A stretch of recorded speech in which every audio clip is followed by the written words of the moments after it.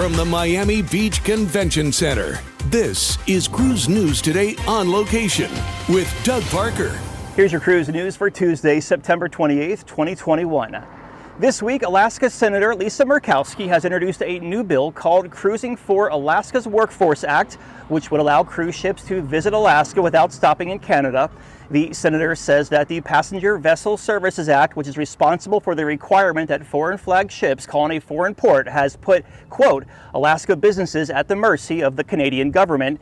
In 2021, the Alaska season resumed after a bill temporarily lifted the Passenger Vessel Services Act.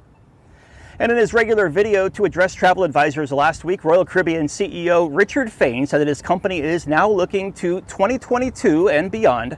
The executive said that the rest of 2021 will be spent bringing back ships into service and that by December, the company still hopes for stability. He said, quote, obviously we don't like giving up on any period, but we are more determined to do well in 2022 and 23, even if that means accepting short-term hits this year. And Windstar Cruises recently renovated the ship Star Legend, and it's now back into service. The yacht set sail on a 10-night Mediterranean cruise on Monday from Lisbon to Barcelona. Star Legend is the second of 3 vessels to undergo a major renovation, which includes stretching and adding additional suites. All 3 yachts are increasing capacity from 212 to 312 passengers. Star Legend marks the 5th of Windstar's 6 vessels to resume cruising.